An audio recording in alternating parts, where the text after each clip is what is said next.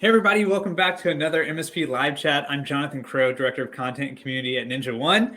I've got with me as always Tom Watson, our Channel Chief Advisor. Tom, good to see you. Great to be here. We're looking forward to this one. Oh, this is a big special one, and that's because of this other guy that we have with us. Many of you will know he needs no introduction. We've got Jay McBain. He's Principal Analyst at Forrester, a leading thought leader in the channel.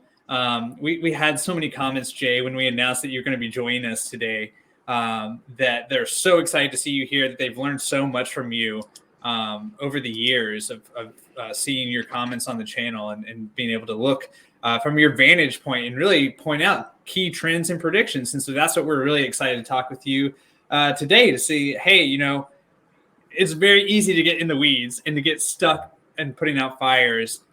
Having you here and giving us the perspective of here are the major trends that are going to be impacting not just our individual businesses, but the channel as a whole. Really cool opportunity. Thank you so much for taking the time to be here. Well, thank you for having me. This is going to be a lot of fun. I tell people I don't really have a day job. So I get to wake up and, read the news and connect the dots and look backwards and look forwards. And, to get paid to do that is kind of fun. Not bad. I think you're winning. I think that's what that's called. and so I want to welcome anyone for those of you who this is your first live chat with us. As you'll see, we like to keep things very informal, conversational. We do have an agenda doc, which I've shared a link to in the chat. And feel free to dive in there. We're going to be adding some resources after the fact too. So this is a great takeaway for you to have. And any kind of resources, articles, tools that we talk about during the chat, we'll make sure that those are there in that doc that you can take with you. So we'll take a peek at that, but also just a few other housekeeping items. We are recording first and foremost. So you'll get if you have to run away, you'll get an email probably on Monday with a recap and the recording. And also, we want to hear from you. So be active, jump in the chat. This is your chance to pick Jay's brain. I mean, we've got an hour of Jay's time here. We're going to be asking him questions, hearing from him. We're going to be covering a few topics that we've decided on in advance. At the same time, take this opportunity. If you've got questions, let's hear them. Let Jay have them. We also have a couple of polls that we've launched. So take a chance to dive into those. I see people are already voting. Thank you for that. This is going to play into our conversation, so really appreciate hearing what you guys are seeing and working with. And also on that point, in addition to hearing from Jay and hearing from Tom, we want to hear from you. Share your own experiences. We want to hear from what you're seeing kind of on the front lines on all these topics that we're working with. So with that said, I'm going to kick things over to Jay in just a second to get him off and running. But let's take a look at our agenda doc first. So as you can see, we've got our welcome here. We got a couple of links in here to, we have a Slack group that you can join. We're also streaming live on LinkedIn. Hello, everyone on LinkedIn and Facebook, I believe, as well. But here's our agenda. So before we dive into each topic, I just want to give everyone a sense of what we're going to be covering here, including anything else that you want to hear Jay riff on in the comments. So first up, we're going to be talking about the future, the present of work, right? I mean, this is something since for 2 years now, everything has obviously changed. I'm not going to say the cliche things, the new normal, etc. But obviously, everyone here on the call, you've been in the front lines of helping businesses adapt, right? And so where are we at now? I dropped in the polls. Where are we at in terms of how many businesses are you working with that are fully remote? How many businesses are you working with that are coming back now and going the hybrid route? How many are deciding like, okay, we had our break, we're all back in the office, versus how many are deciding, this really is our future. We're going to be hybrid for the long haul. And to that point, we're going to be talking about what are the challenges there and what's going on. Moving forward. So then we're also going to be talking about everyone's favorite company to talk about, Microsoft. Microsoft had their earnings announced just a couple of days ago, and there's some key things we're going to jump into. Very telling statistics or telling numbers there. And that's going to give us a jumping off point to talk about the new commerce experience and other changes that Jay has been seeing that's going to impact folks on the call here. Jay's also got some very interesting things to say about that role being a trusted advisor and what that's going to mean moving forward. And then finally, Jay's got a lot of, for the past year, has been calling out all sorts of things. Best MSP or channel-focused social groups, the best publications, best podcasts. He's really, as he said, it's his job to go in and see where the energy is, where the conversations are happening. And so we're going to be getting takeaways from that. So just want to give a sense of what's coming there. Let's dive into it. Let's talk about this present of works, or the present situation of work. And let's look at our polls here. So as you can see, so Jay, I don't know if you have the ability to see this too, but we asked a couple of questions. We asked, what percentage of your customers are utilizing and considering a hybrid work model, both remote and in office. The majority of folks are saying it's most of them, between 3/4 and almost all of them, right? And then if we're going remote only, we see that it's fewer. And that's kind of in line with some of the recent numbers that we're seeing from surveys, right? I mean, we've got linked here in the doc a survey. This is on Axios. I believe the survey was run by Slack. They're saying 58% of knowledge workers are hybrid.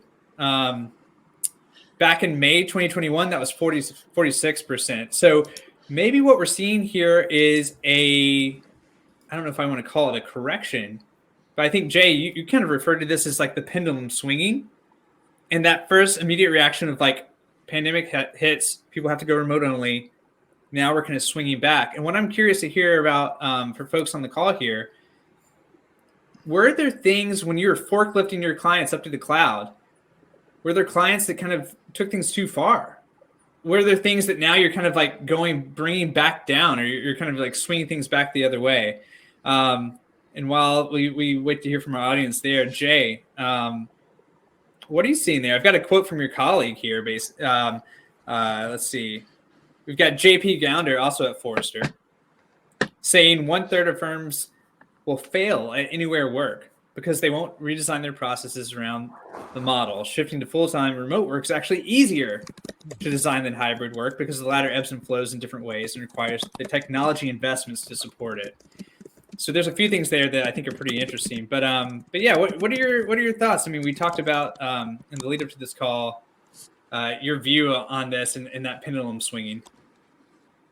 Yeah, it's a great question. So we'll leave the technology for a second, and it's actually perfect to talk around the Microsoft results as well, because that shows you data in real time, coming yesterday in terms of supporting this. But in terms of through a 2-year pandemic, and one that no one really has a light at the end of the tunnel, and it's very difficult to predict not only how it shakes out at the end, but how each quarter is going to look through 2022, depending on where we are. But suffice it to say that in that poll that you just ran, everyone has clients, and a lot of them, the majority of their clients are, thinking about this hybrid or anywhere work. So for all of us, it means it has to be part of our portfolio. It has to be in the, the skills and the practices that we take to market.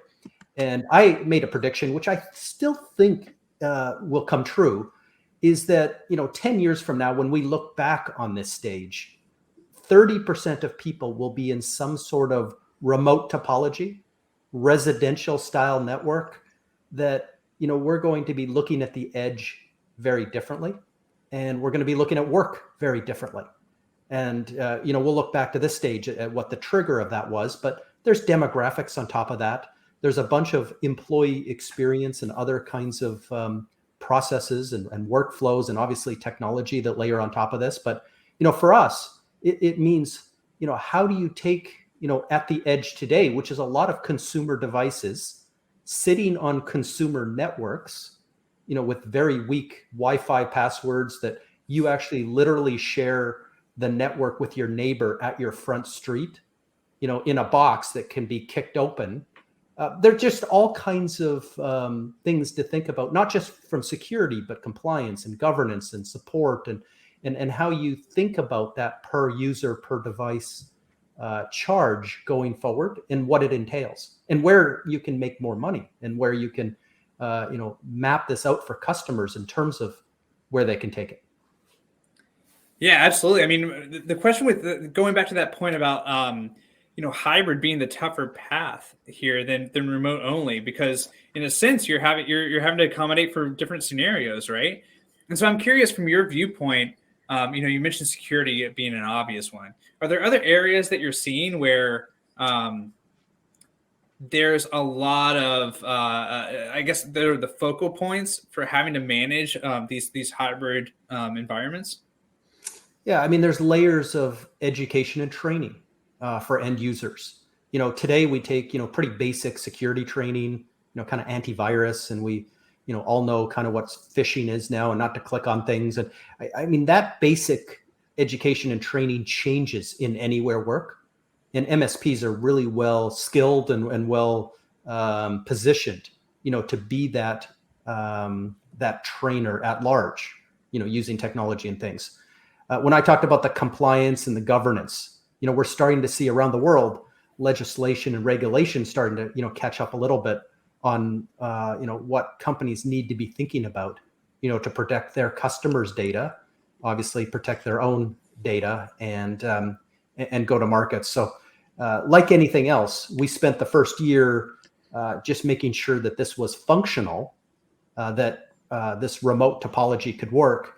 We spent our second year thinking we were getting out of it and what that would mean. But now we're going into our third year kind of thinking, okay, this is a core piece of our business. And we got to be looking at places where opportunistic places of where we can really lead our customers forward. Yeah, absolutely. I mean, I see tons of articles coming out around, you mentioned employee experience. And of course, now, I mean, we're seeing all the headlines, the great resignation, employees quitting, citing flexibility, remote work options as being a huge thing that employees are concerned about and taking into account when they're looking at job postings, et cetera.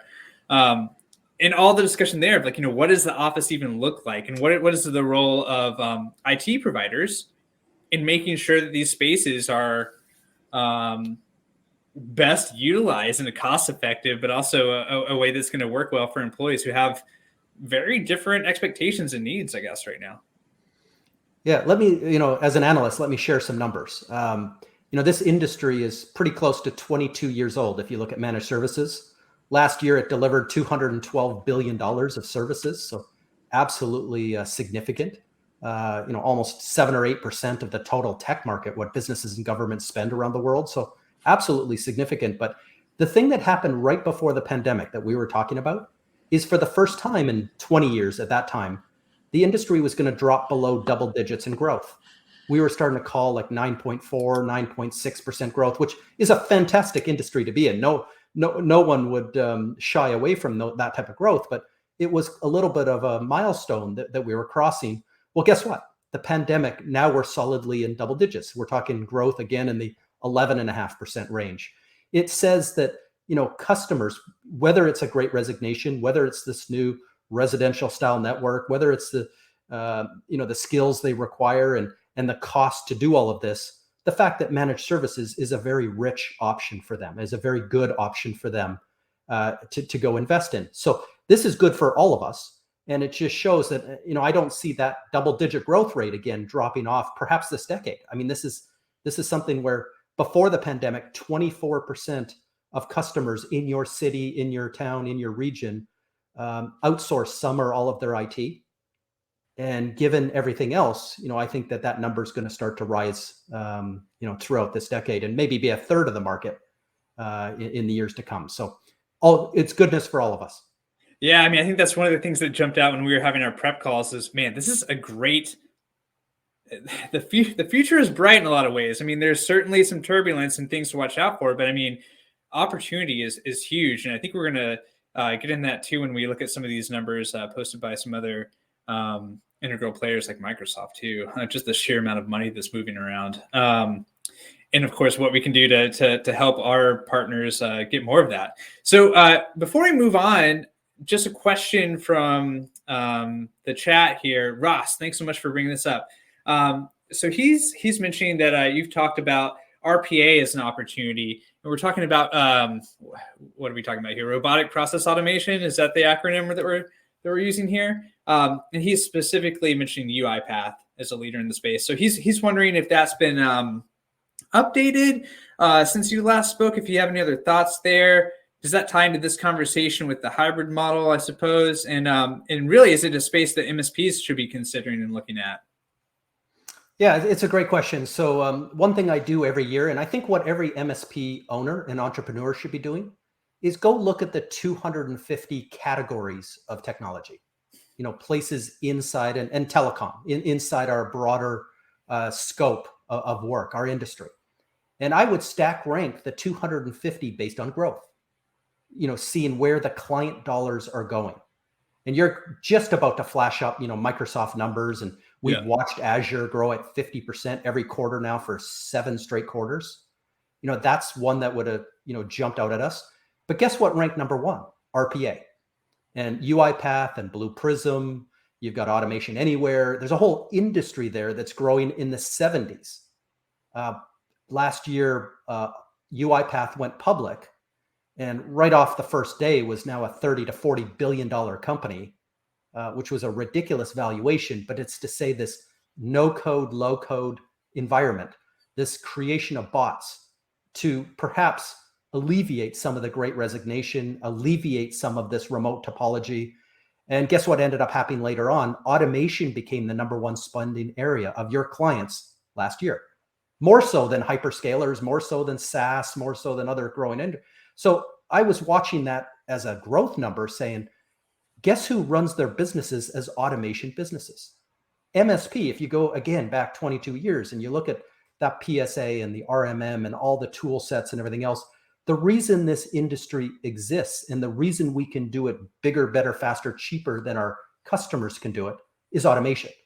Most of the MSPs I know are deep into these tools, writing ridiculous scripts.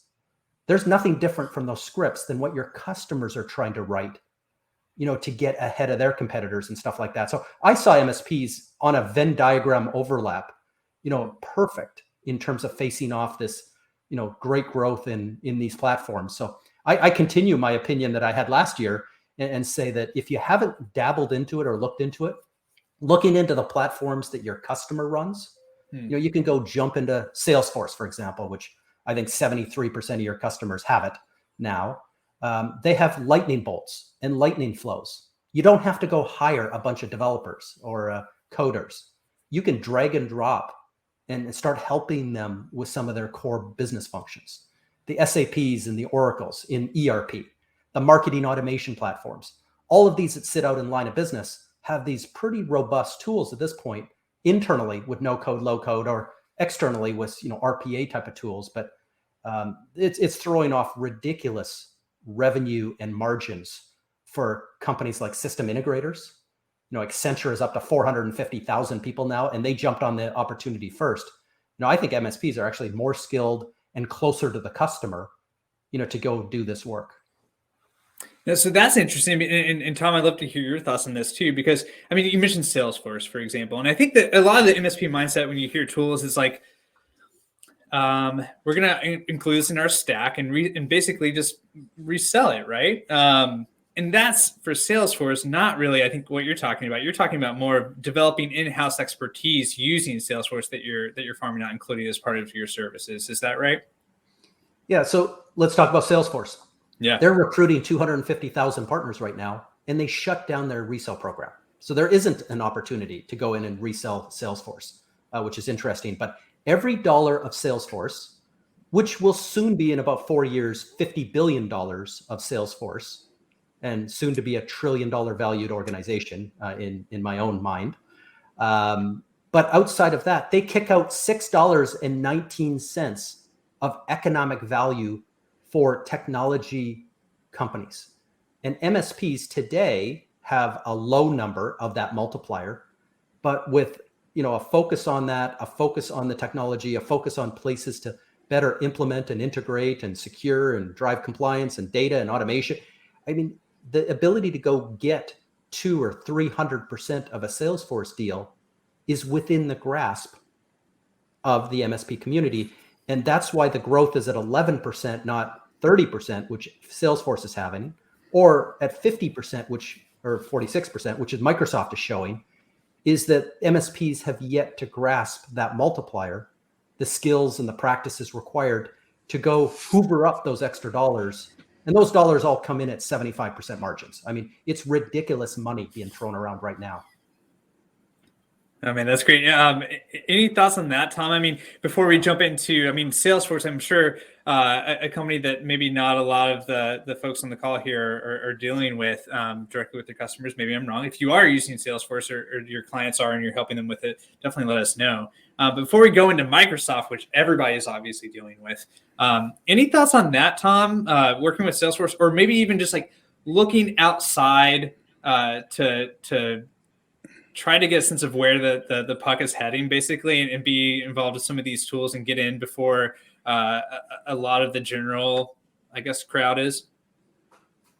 Yeah, absolutely. I mean, I look at this and we're seeing, market dominance coming on from Microsoft. You need to pay attention to that and what they do. I believe they just surpassed Apple in valuation in the last 2 months. And when you start keeping that in mind, these guys are making the rules and you're going to have to play by them to some degree. Something I've talked about a lot, we talked about before this, is these changes are going to impact MSP's bottom line. You're going to be paying more for services going forward. It's a really tough conversation with clients.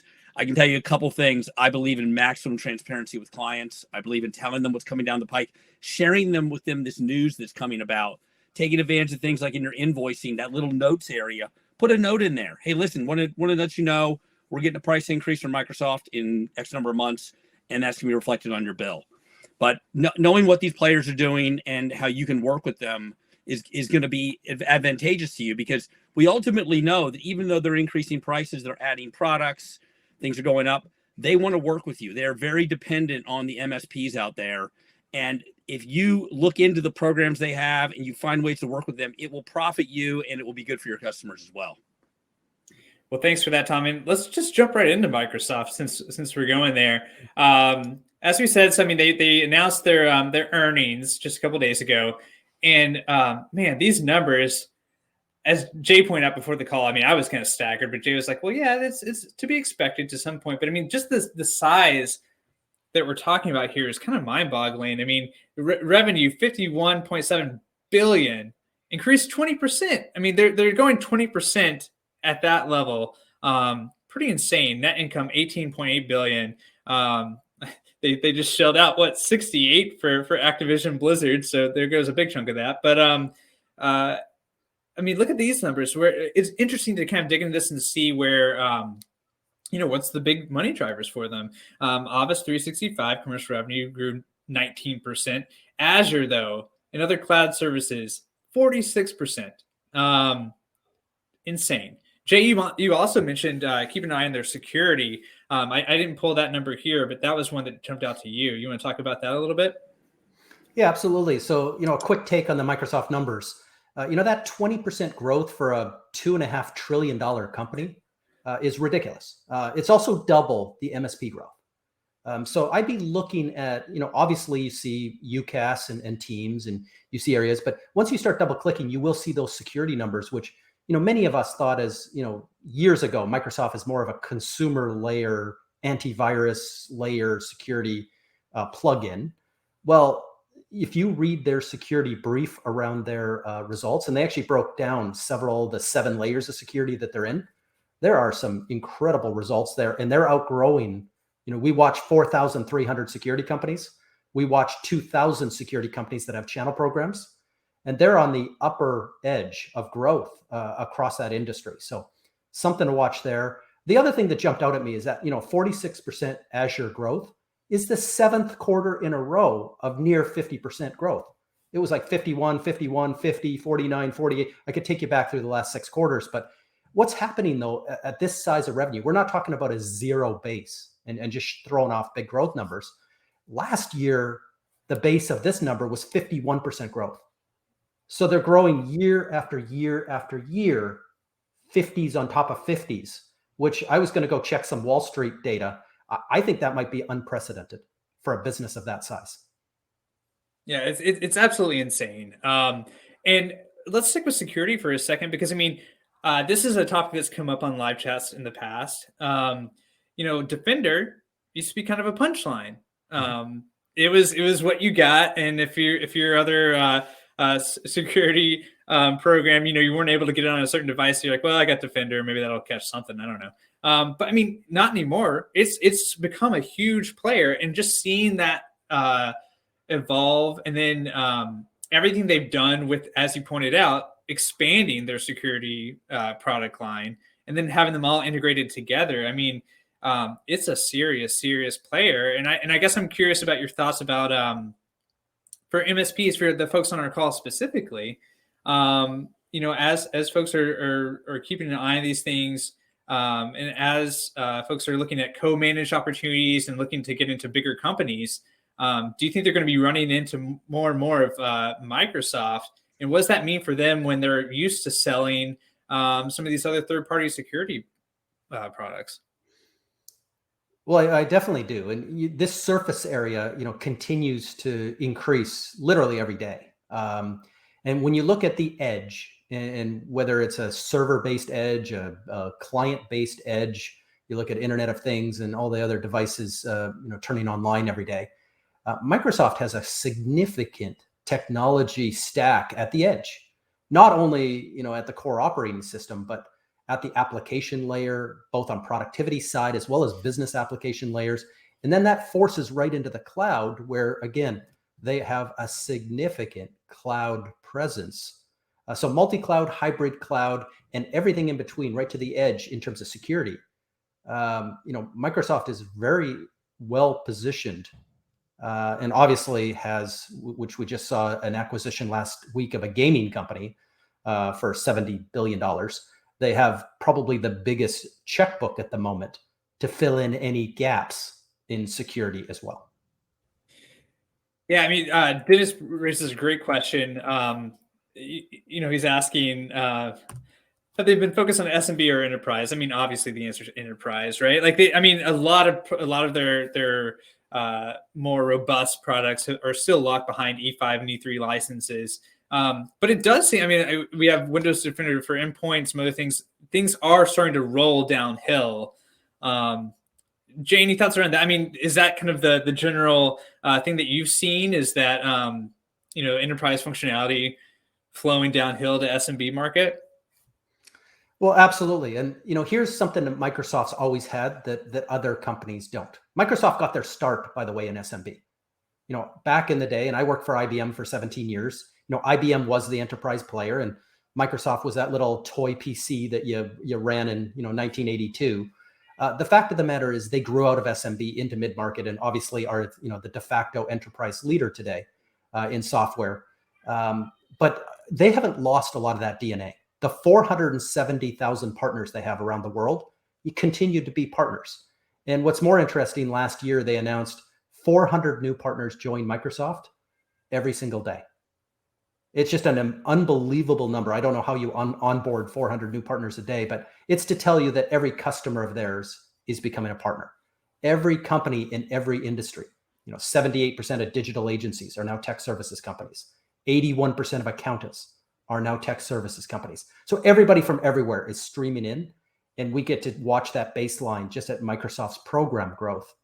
And that's to show you, when you have an enterprise army, not only of 500,000 capable players, but 400 new ones joining every day, there are 35 million industry permutations down into SMB that they're better equipped to do battle in than AWS or Google, better equipped than SAP or Oracle or IBM, better equipped than any of the SaaS companies that are out there. And that's why you have a valuation like you do, battling Apple day in and day out to become to be the most valuable company in the world. Well, let's get into some numbers and some news that are directly impacting folks here on the call. We're going to talk about the new commerce experience and the price increases for a second. Before we do that, Ross, thanks again, Ross, for your comments. He's pointing out your artwork in the background there, your infographics. He's wondering if there's a 2022 version of that ThreatStack infographic coming. There is. I've been a little bit slow this year because there's like 65 or 70 new companies vying to get on it. The ecosystem part in the bottom right is absolutely exploding in front of our faces. Private equity put over $1 billion of investment just into this 183 companies last year. So I've done this for 4 straight years. This year is probably a bigger job than all 4 of those years combined. You're going to need a bigger printer. It's going to have to We're be going a fold out. We're going to need a bigger boat. Yeah. All right. Well, let's talk about really quickly. I want to direct everyone's attention to a couple of articles. This is from Nick Ross, I believe, at T-minus 365, which is a great blog. Nick puts out great videos too. He's got a really good breakdown. I'm sure a lot of folks have seen this by now. Microsoft announcing this, I believe, last fall, right? The new commerce experience breakdown, and the big things. Jay, I know can have a lot to say about this, but I mean, a couple of the big things that jumped out is the price increase, right? So baseline. Prices are going up. We talked about this in a previous live chat. Tom, you referenced this when you were talking about being transparent with your clients and letting them know, hey, this is coming. Making sure that you're reducing the potential for you to get stuck with these costs. But on top of this, the really big things are there's also that Microsoft is clearly has a preference for shifting people into annual agreements, right? And so month to month, now there's a 20% premium charge that's going to be added to that. And then as you pointed out, in addition to more money, there's some liability here for MSPs if you're not careful. If you have a client who gets a license and then bails on it, you could end up getting stuck with that for the year. Is that right? Well, that's absolutely true. And this is what made the most press out of this. If you look on the right hand, second cell down, that's 72 hours. Should be concerning to everybody, because if your client cancels at 73 hours, you hold the financial liability for that for the entire year. And so, some of the larger CSPs and stuff are starting to question, because there's not a large margin in selling this stuff to start with. And if I start to introduce some financial liability, this has actually impact on my valuation. If I'm holding some, kind of hidden risk inside my numbers, and people might, slough it off a bit, but I'll take you back 2 years. And if you happen to serve retail and hospitality, airlines going into the pandemic, what would have the cancellations been, in March, April, May of 2020? And if you held onto those and then you became liable for those for the entire year, given that 25% of MSPs don't make money, the next 25% struggle to break even consistently. I mean, this could be serious financial impact. And Microsoft just kind of announced it and let it into the ether in small print, but it needs to get more attention. And this is obviously a change if you look at the decade, where more business is going to be done on the Microsoft marketplace, where the actual partner doesn't take that risk. More business is being done ever in 40 years with Microsoft Direct, which is also hitting the press more so in the UK than in the US at the moment. But understanding that by the end of the decade, when Microsoft is at a $500 billion of revenue, a third of that's going to go through marketplace, a third of that's going to go through direct, and a third of that's going to go indirect. But that's a big difference from 90% of their business that went indirect maybe only 5 years ago, before this big growth of Azure. So this is a big changing of the guard in terms of the way money changes hands. And I know we've been talking for years and decades about getting more into services and looking at the trillions of dollars that Microsoft unleashes or unlocks with every dollar they sell. But this is happening. There's demographics around the buyer to support this. There are a number of, really thick research that, I can help you avoid reading, but to say that this is going to be significant for us this decade. Yeah, absolutely. And Tom, maybe I'll kick it over to you. Pointing out this other article, so there's a series of these from Nick Ross, and he talks about addressing just what Jay talked about, reducing your liability.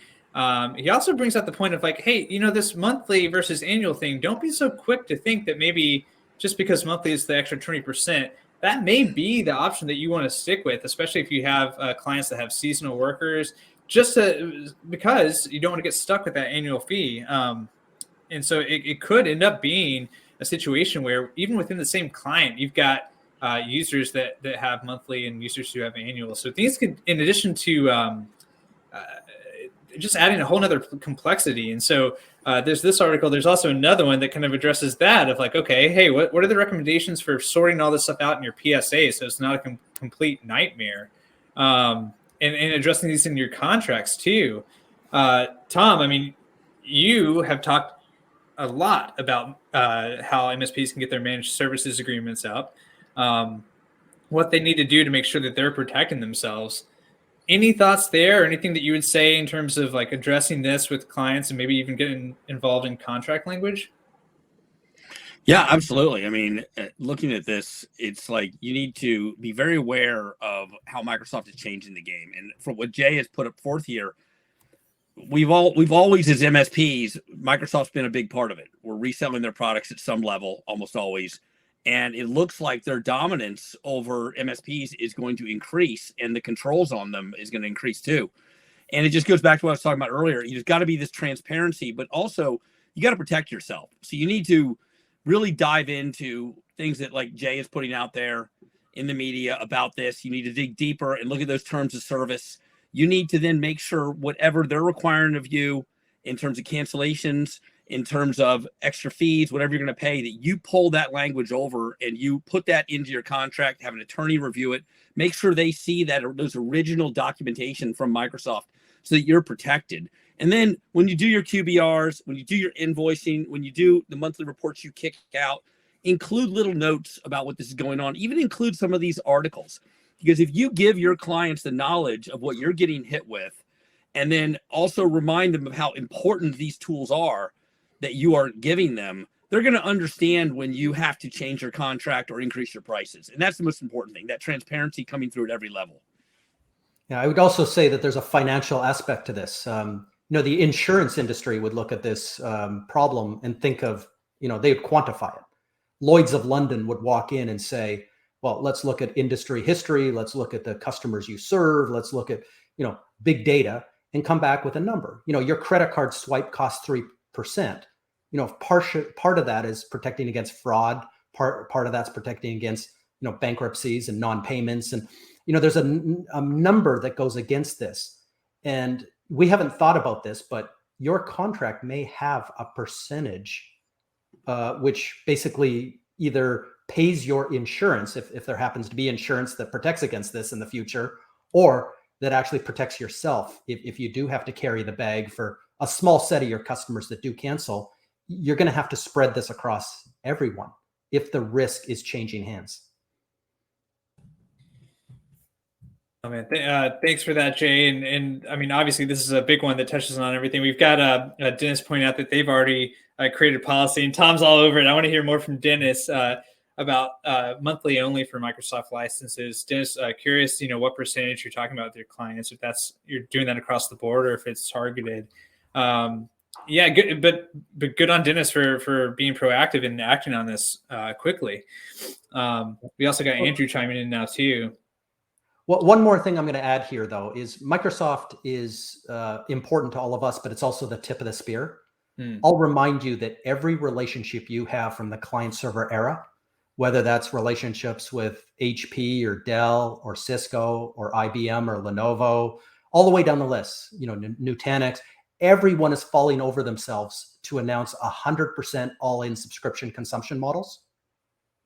The risk of that, when an HP server, HP GreenLake today, HPE GreenLake, is instead of $1 million, it's $9,000 a month forever. This could start creeping into hardware, broader software categories. This could creep into those Salesforce agreements and everything else. This could become standard where everything in the world is subscription-based, and some of the risk starts to flow into the middle channels, as opposed to at the vendor, because it makes their financials look better if they don't carry that risk. So this is something that might be coming as the world completely goes over value-based pricing, usage-based pricing, product-led growth, all these changes in business models that are basically taking everybody at the moment. This is coming for us this decade. So what would you say, this kind of maybe flows right into our next big topic that I wanted you to speak about here. We're talking about not taking on all that liability, right? Like trying to push some of this liability onto our clients. But then there's also another element to it too, where maybe like the role of being an advisor, right? So there's the shifting your liability part of it. There's also the education part of it. What role do you think MSPs can play in terms of guiding their clients through all these changes and taking more of like a trusted advisor role? I mean, you have this quote here that jumped out to me. There's no single trusted advisor anymore. Can you say a little bit of what you mean about that? Let me break out. We've learned so much during the pandemic. One of the things that happened, obviously, was so much and almost everything went digital that we could start to measure it. But we know that your customer, from the very moment they have a problem to the moment they hire you or buy technology to solve their problem, we know now that they go through 28 unique moments. And it used to be, they used to phone you and they used to talk to their neighbors and friends and go to their chamber of commerce, whatever they did. Well, today it's mostly digital. So we can actually track those 28 moments and we can track the people that own those moments. These are just watering holes. They're going to read an ebook. They're going to read a white paper, listen to a podcast. They're going to go into a live stream like this. They're going to, go to an event, to hear speakers. They're going to join an association. I could take you through all the spheres of influence, but suffice it to say, it's almost like the last time you bought a car. All the little jumps you made to get smart, know the invoice price, know the back-end rebates before you ever hit that dealership floor. That is what your customers are going through now. And in that world, there's not a single partner. They're not jumping through every one of your marketing pieces to get to their decision. They're jumping all over the place. And there's no way to predict or control what that motion is, but we just know that that's there. And on average today, there's 5 different partners that are highly influential when a customer actually makes vendor selection and makes a purchase. And then when I mentioned that subscription and consumption, that transaction today now is the first 30 days with the customer. Now, every 30 days forever, that needs to be renewed. The retention, the adoption of the products, the integrations, the stickiness, the upsell, the cross-sell, the enrichment. So that now becomes this long-term battle from 28 moments to initial purchase to now repeating every 30 days forever. So we obviously go and ask 690,000 people on surveys, what does this mean to you? And how many partners are you trusting through these different periods? And how many of this ecosystem surrounds you? Today, the answer, like I mentioned, is 5 or more. So there's not a single throat to choke. There's not a single trusted advisor in your customer's eyes anymore. But there's a big need for what we're calling an orchestrator of this. There's a lot of moving stars and when the stars and moons align, there's no one that controls this, but there's people that can help customers orchestrate all these moments in making sure if you're not doing the integration work that, perhaps you're playing some general contractor kind of role in that. If you're not actually doing the security work or that data or automation work, whatever it ends up being, that there's a level of orchestration that customers will spend money on to make sure that, it's not a trusted advisor as much or a single throat to choke as it is more of that, person that understands these moving parts and is fixated on a good business outcome for the client. And that's who they, want to look to. That's interesting. I mean, comparing them to a general contractor, I think is very interesting. And Tom, I'd love to get your thoughts on that. If that's something that you think applied to you during your time and also based off your conversations with MSPs now. We talk a lot about different centers of influence, how it's important when you're trying to do client acquisition, of talking to the people that your clients already trust, right? That they're already doing business with, their accountants, their lawyers, anybody. But this seems to kind of go further. That you're also it's becoming increasingly important to really develop these spheres of influence that go around into maybe your service delivery too with specialists. So any thoughts about this this general contractor label? Do you like that? Do you not like it? What do you think? I don't really like it, but I the general contractor thing has like a bad taste in my mouth. But what I'm hearing here from Jay is that we're seeing Microsoft really tighten up on the terms of service. We're seeing them decide, and we're seeing HP with subscriptions all the way down to servers. And what it makes me think about is how much more important it is an MSP to make sure that you are embracing the managed services model, which is subscription and generally monthly based. Because if they tighten these things, if you have a monthly and you're paying you per month for your services, I would say find ways to add that server in at a monthly rate under a HOS agreement.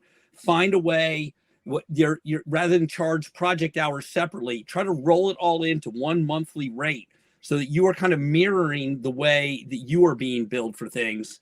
And then you can be more nimble too, and maybe put in your contract, hey, listen, so the agreement and the price is subject to change based on the following variables. So you're mirroring what might happen to you. Yeah, I think it all comes back financially again. So, I don't like the term general contract either, but you can go and buy a plot of land and build your own house and hire everyone directly, electricians and plumbers and roofers. And you can probably build a house today, including materials, for $150,000. A general contractor comes in and charges you $250,000, but they have contractual liability. If that roofer fails and goes out of business or goes bankrupt, you have that layer of protection that the general contractor actually is legally liable to deliver you an outcome, which is a house that doesn't leak. So in this model, we're talking about, it's a perfect conclusion to kind of this Microsoft conversation, is they're asking you to take on that risk that, in the end, if all those 7 layers of the solution don't work and it ends up being a disaster, the customer doesn't have to go back to all 7 and cancel and get their money back.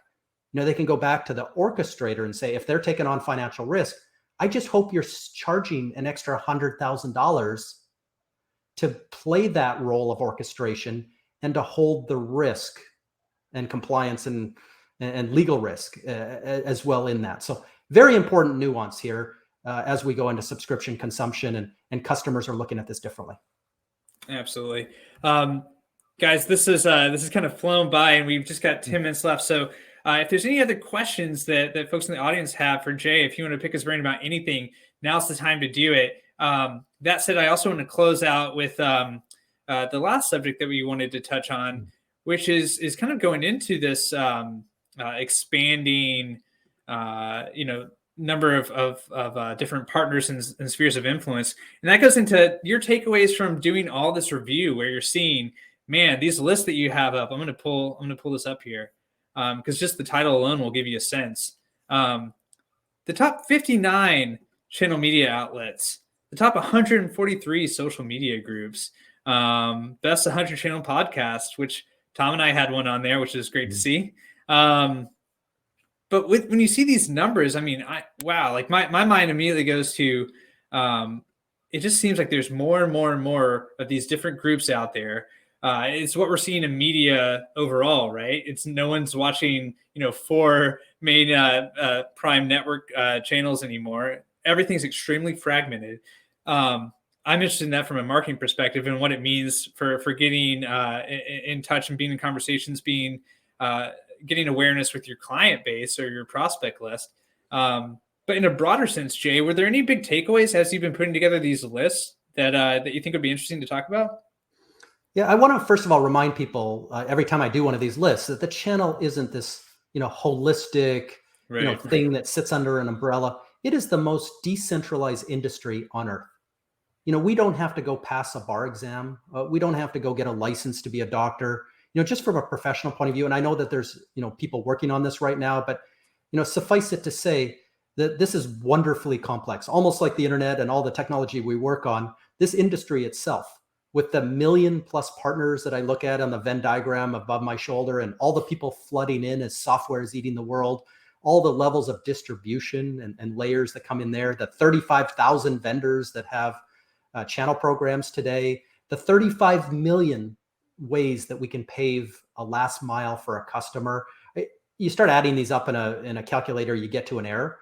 And I know this, I have personal scars for this, because I built 10 years ago, along with some industry leaders, a social network, almost like Facebook, to bring everybody together on the same wall. And instead of friends on your wall, you'd have your vendors and everybody in your business. It was a great idea, and it failed. And we raised, $5 million of other people's money, spent it judiciously, and it failed. And I ended up being completely unrelated. I ended up being a expert witness in a court case in New York City where somebody was suing somebody for like $10 million because of network effects and they ruined their Mark Zuckerberg ambition. And I had to draw up 12 other companies that tried the same thing. Every time somebody's tried to pull everybody together, every MSP together, it's failed. And the reason is because the industry works the way it does. There's just so many permutations. There are so many places to be. We might have a similar business model on recurring revenue and how we go to market, but we have different buyers. We have different geographies that we're in. We have different industries, 297 industries that we serve. We have different segments, sectors, and size, right from the lowest SMB right to the biggest enterprise. We have 250 products that we need to integrate and implement and manage. There's just too much there to have one conversation. And so I went on this path of trying to find all the watering holes. If you serve mid-sized clinics in upstate New York in front of a marketing buyer with 50 doctors trying to do this, well, there's a small watering hole up there in Syracuse or Rochester, Albany, or Buffalo with 50 people in it. And they're off on a Slack channel. They're in a subreddit. They're on a Discord channel. They found a Facebook group. They're somewhere having that mid-sized clinic conversation and criticizing the New York governor and that type of thing. That's the level. And those are the permutations. Those are the 35 million permutations of places or watering holes that we could have conversations. And that's what's so interesting. And I'll just leave two stats here just to show this over the last 40 years. The biggest industry in the world in our industry is CompTIA. And they have $77 million every year of A+ revenue. That is a not-for-profit. They have to spend that every year for the betterment of the channel. And they've got really smart people and they're spending that money to the best of their know-how. They cover less than 10% of the channel. There couldn't be a less risky place to go and get free research and get free community and stuff like that. But 90% of people plus, kind of say no to it. The biggest magazine on the planet is CRN. And, at one time they had like 250 people and driving $100 million in revenue. I mean, this is a big, big deal from media perspective. They covered less than 10% of the channel. Not every one of us pick up CRN every morning and read it. It's either not relevant or it's, there's something better at our intersection in the world. And that's why there's just so much wonderful chaos that we live in every day. I guess, for me, what I kind of take away from this too is looking at this from another angle of, I think it's very common to compare, right? For MSPs, members of our audience and ourselves too, to look out and try to find other people to compare ourselves to, try to ask other people, well, what's the solution that works for you? Maybe that'll work for me too. And there's just so many different nuances, like you're pointing out. And so that I think is an interesting takeaway for me, is not just the addition of, man, there's all these different niche groups that maybe when you're thinking about where you spend your time, as Dennis points out, where you spend your time, where you're focusing your energy, you may be better off spending it in smaller watering holes. Oh man, look at this. But in addition to that, don't compare yourself to giant places. We got the CRN, the MSP 500 list. We have all these stats from service leadership and everything. This came up in a recent conversation about valuations and appraising your MSP too. There's so many different outcomes people can be chasing. I guess a big takeaway for me is don't get caught up in comparing yourself to everyone else. Focus on your own business, have your own goals, what you want to accomplish, your own clients and customers, and try not to get too bogged down by all the other stuff. How about you, Tom? What do you think? Any takeaways from that? Yeah, the big one for me here is I think back to my MSP days and how much free service I gave away. And now MSP world is very different because I actually go back. I started my MSPJ in 2000 and I sold in 2016. So I went right through like the major like evolution of MSPs. And now it's so much based on what we are paying subscription and all that. And you have to have a great understanding of what you're being charged, what the terms are. You need to make sure that billing goes right over to the client. You audit license as well. You get paid for everything. And like I said, you don't leave money on the table. I left so much money on the table and gave away so much stuff for free. I mean, I would have had a much bigger company, much better valuation when I sold. Don't do it. It's not worth it. The client's not going to remember you gave him stuff for free. I can tell you that. They're going to remember how good the service was and how fast you responded. So get paid for that. Increase your rates now. Get ahead of these things as they're starting to hit your business. Thanks. Great takeaways. Just a couple minutes left, and we have some future events to promote. But before we do that, Jay, I know you've got to run. I really appreciate the time that you've taken with us today. I know that everyone in the audience appreciates it too. Any last thoughts from you, or any other suggestions for people to keep in track of what you're talking about? Well, of course, we'll include the link to your Forrester pieces. Anything that's upcoming that you want to talk about? Nothing to promote. It's just, we're all humans in the end, and humans have a need to find others like them, even if they're competitors. And the user groups and the peer groups, joining, vendor communities like this one, joining distributor communities. I showed that little sign quickly, that's a little mock-up here, but there are 14 spheres of influence. We just talked about 3 of them. You can go on social media, you can go and, read magazines and join their communities.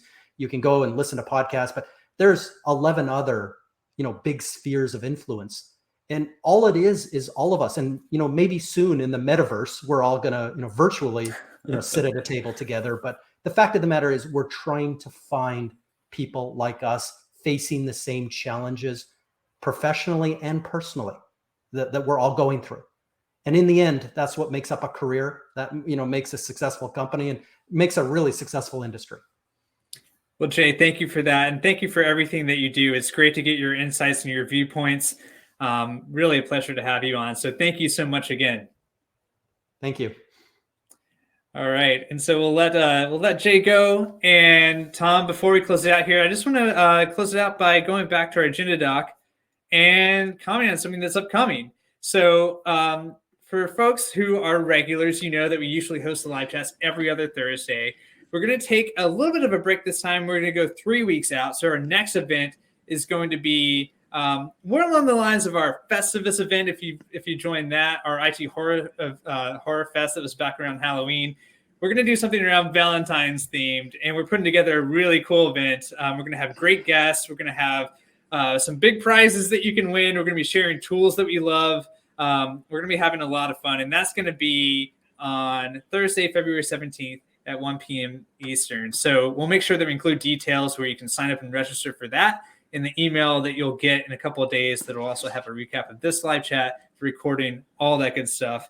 Tom, I'm looking forward to hearing you maybe doing some serenading, some love songs, something like that. We'll see what we can get you to do. Yeah. Do we have any like spicy heart-shaped candies or something like that coming our way? Yeah, we'll see. We can take requests too. If you have any ideas, let us know. But no, it should be a great event. And in the meantime, thanks everybody once again for joining us for the live chat. Hope you got a lot out of that. Keep tuned for IT Love Fest coming up in a few weeks. And in the meantime, stay safe, take care, and have a good one. Thanks, everyone.